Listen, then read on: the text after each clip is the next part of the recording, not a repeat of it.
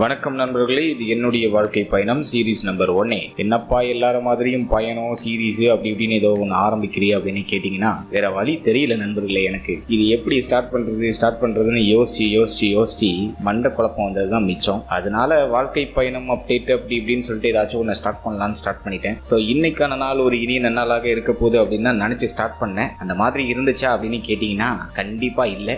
என்ன ஆச்சு அப்படின்னு கேட்டிங்கன்னா கரெக்டாக ஒரு 8-8:30 மணி இருக்கும் நண்பர்களே. ஒரு ஃபோன் கால் வந்துச்சு. ஆனால் கல்லூரி வரைக்கும் கிளம்பி போகணும், கொஞ்சம் சீக்கிரமா கிளம்பி இருங்க, நான் வந்து பிக்கப் பண்ணிக்கிறேன் அப்படின்னு சொல்லிட்டு நம்ம வெட்டுப்புலிட்டு இருந்து ஒரு ஃபோன் வந்துச்சு. யார் அந்த வெட்டுப்புலி அப்படின்னு கேட்டீங்கன்னா அது வருங்கால வீடியோக்கள்ல கண்டிப்பா உங்களுக்கு தெரியப்படுத்துறேன். இப்போ கதையை மட்டும் பார்ப்போம். அவர் கிளம்ப சொல்ல நானும் தெரியாம சரின்னு சொல்லிவிட்டேன் நண்பர்களே. அதுக்கப்புறம் தான் தெரியுது வெயில் மண்டையை பொழந்துகிட்டு இருக்கு அப்படிங்கிறது. இருந்தாலும் கொடுத்த வாக்க காப்பாற்றணும் இல்லையா, சரின்னு சொல்லிட்டு கிளம்பிட்டு போறேன். கண்ணே முழிக்க முடியல, வெயில் மண்டையை போட்டு பொழந்து தள்ளிட்டு. ஐயோ எப்பா என்ன வெயில் அடிக்குது, தயவு செஞ்சு 10 மணிக்கு மேல யாரும் வெளில வந்துடாதீங்க நண்பர்களே, வெயிலால் தாக்கப்பட்ட தருணம் அப்படிங்கிற மாதிரி ஆயிடும். அப்புறம் வெயிலோட வெப்பத்தை குறைக்கிறேன்னு சொல்லிட்டு நம்ம ஆளு கொஞ்சம் குளிர்ச்சியா பேசினாரு. அதாவது வந்து கல்லூரி பத்தி தான் பேசிட்டு இருந்தாரு. நம்ம வெட்டுப்புள்ளிய ஹால் டிக்கெட் வாங்குறதுக்காக ஒரு 3-4 வாட்டி பேராசிரியர்கள் எல்லாம் அலைய விட்டாங்களாம் அவங்களுடைய கல்லூரியில. அதை பத்தி புலம்பிட்டே வந்தாரு வண்டியில.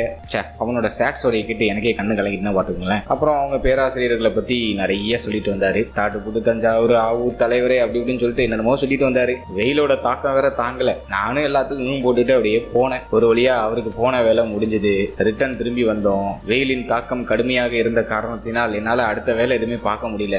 அஸ்ட்ராலஜி சம்பந்தமா ஏதாச்சும் நான் படிக்கலாம் அப்படின்னு ட்ரை பண்ணேன். பட் என்னால முடியல, வெயிலால கடுமையா தாக்கப்பட்டேன். அதனால வந்து நல்லா ஓய்வெடுத்தேன். இன்னைக்கு என்னோட வேலைகள் எதுவுமே சரியாவே நடக்கல. அப்புறம் ஈவினிங் போல வழக்கம் போல நம்மளோட ஜிம்மை நோக்கி ஒரு பயணம். அங்க போய் பார்த்தது தான் தெரியுது இன்னைக்கு வெள்ளிக்கிழமைன்னு. என்னப்பா வெள்ளிக்கிழமைனா என்ன அப்படின்னு கேட்டீங்கன்னா, வெள்ளிக்கிழமைனா நான் கால்களுக்கு பயிற்சி கொடுக்கிற தினம். கால்களுக்கு பயிற்சினாலே மனசெல்லாம் பதற ஆரம்பிச்சிடும். அதே போல இன்னைக்கும் ஐயோன்னு நினைச்சுக்கிட்டே கால்களுக்கு பயிற்சியை கொடுத்து முடிச்சு இன்னைக்கான டேவை முடிச்சுட்டேன். இந்த மாரல் ஆஃப் த ஸ்டோரி என்னன்னா, வெயில்ல தயவு செஞ்சு யாரும் கிளம்பி போகாதீங்க. நம்ம கோவிந்தா மண்டைய புலன்னு பொழக்கிறான். இன்னும் அக்னி நட்சத்திராவே ஆரம்பிக்கல, அதுக்குள்ள இந்த அடியா தாங்கல ஐயா தாங்கல. அடுத்த பதிவுல சந்திப்போம் நண்பர்களே. வட்டாமமே.